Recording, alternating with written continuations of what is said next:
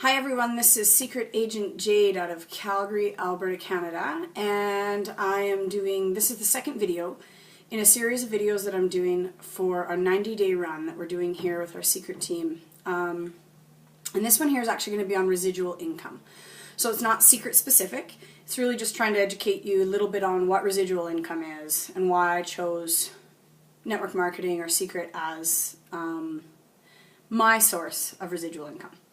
So what is residual income? Residual income really is, if you look it up in the dictionary or on Wikipedia or anything like that, it's really just the money that you have left over. So whatever money you don't spend at the end of a month or at the end of the year is your residual income.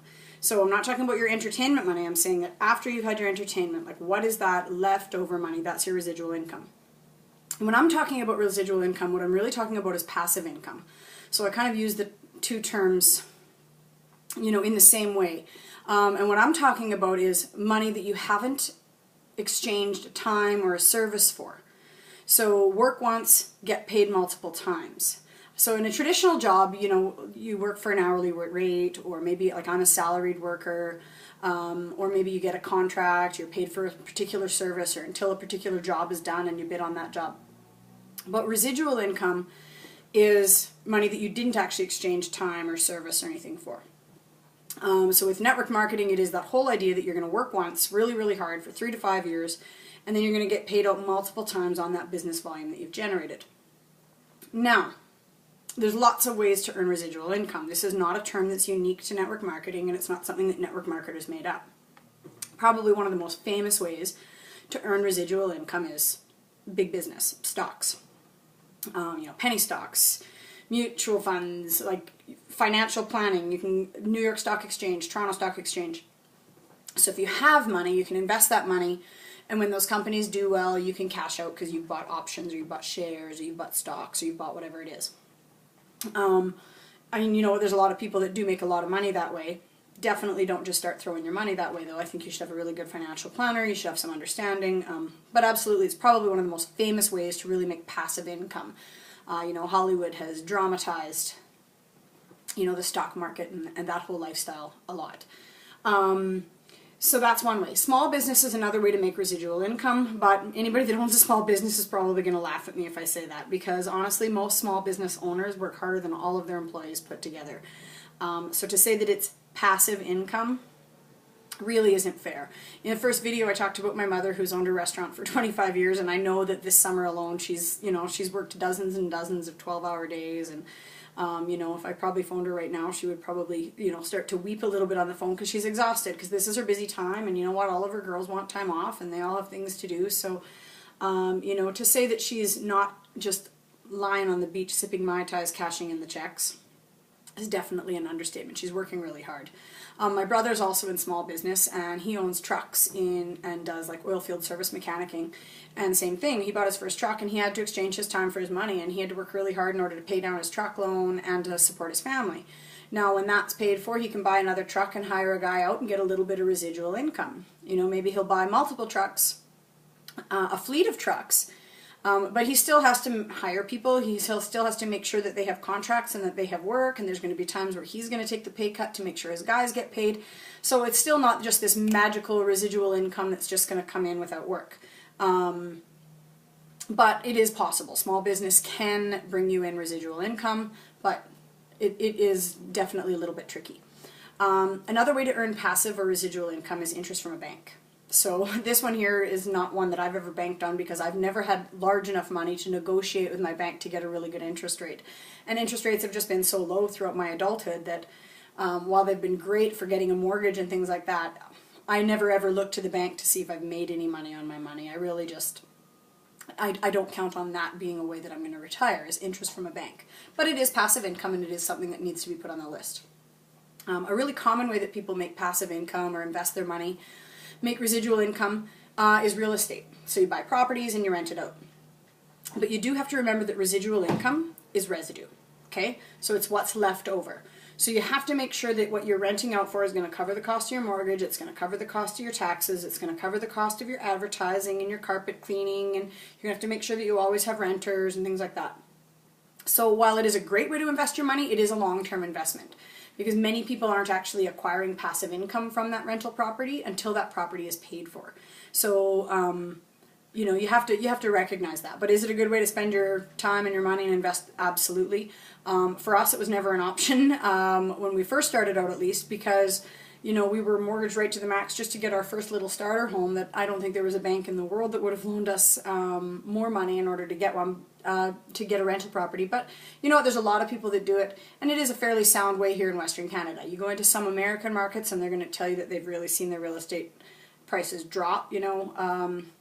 You know, a decade ago, starting to climb up now, but make sure that you understand your market. Now, the next way to get residual income or passive income is intellectual property. So what's intellectual property? Well, you have to be an intellectual. You have to write a book or write an album. Apparently, if 1 million people watch this YouTube video, YouTube will pay me a check. That would be intellectual property. Work once, get paid multiple times. A patent. At Seacret, we have an amazing mask. Everybody loves it. It's called the Recover Mask, and there's 5 patents on that mask. So somebody has those patents. Somebody gets paid on those patents.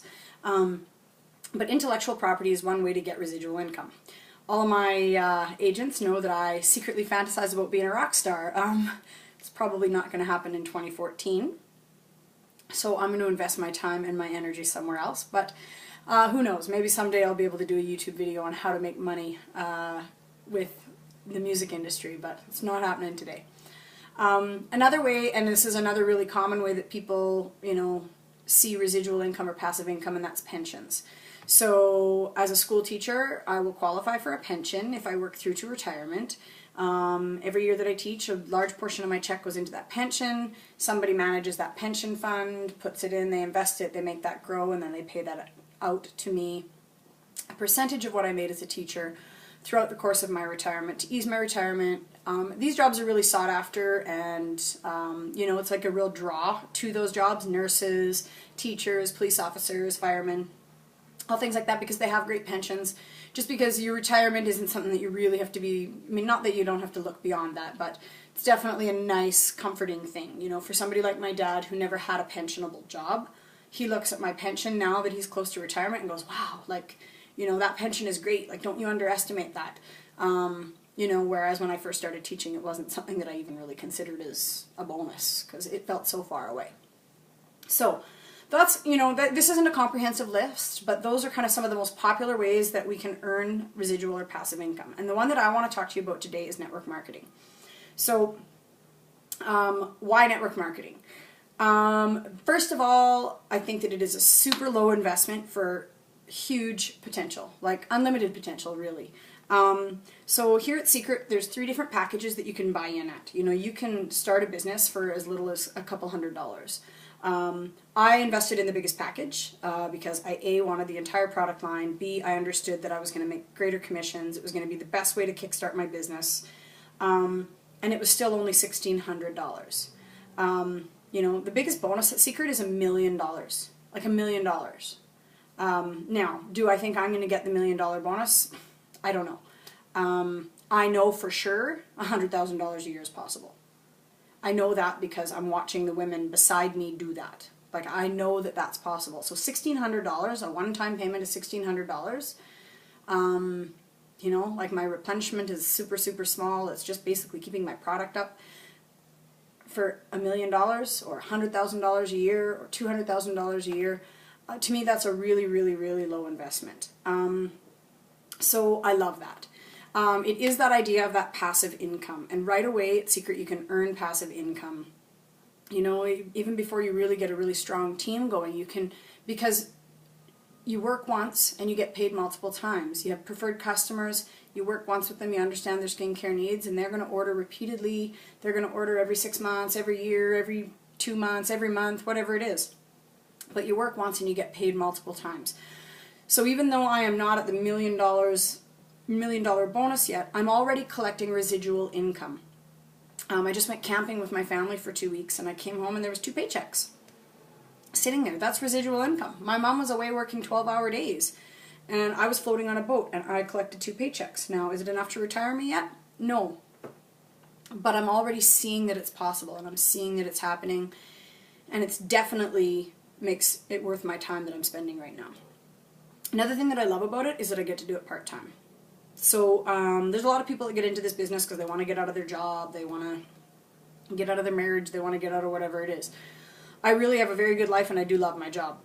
But I love that I get to do this on the side. I know what my teacher's pension is going to be if I work for another, or if I work through, excuse me, my full 30 years. And I know that if I gave this business the amount of time and energy that my 30-year teaching career is going to be, I know straight up that I can have this far exceed that pension. And I get to do it part-time. I get to do it at my pace. When I've got report cards for a week, I get to turn the secret business off. I get to totally take the back seat.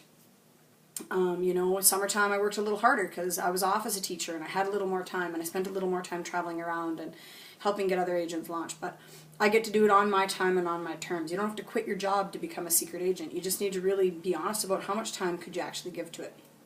So I love that. It's the whole idea of financial freedom. So financial freedom is different for everyone, okay? This is not about owning my own jet plane or, a Rolls Royce or Rolex watches or all that bling. Financial freedom is just knowing that you can provide for the people that you love and still have enough time in order to enjoy it.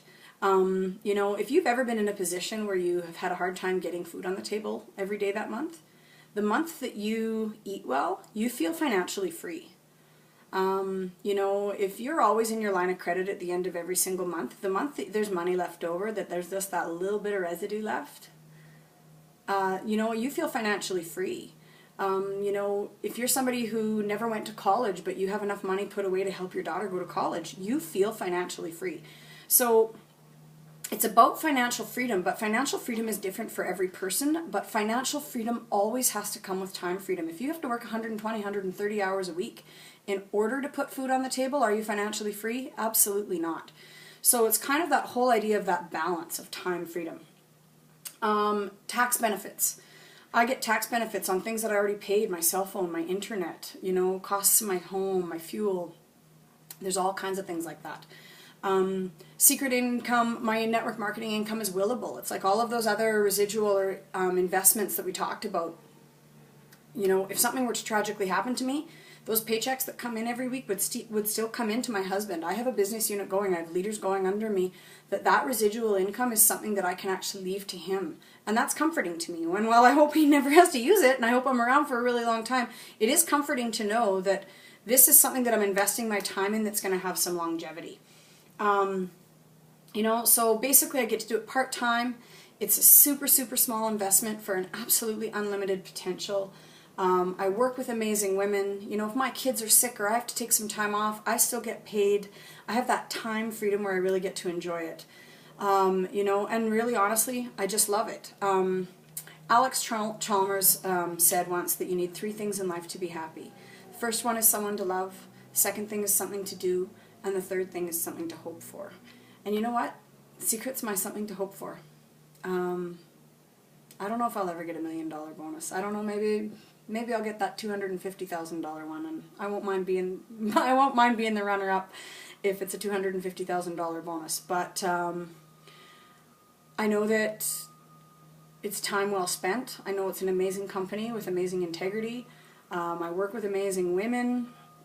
I get to use amazing skincare, so I don't know. It's just my something to hope for. I hope you found some value in that. And stay tuned for video 3 from Secret Agent Jade Boland on why I chose the company I did. So thanks so much and have a great day.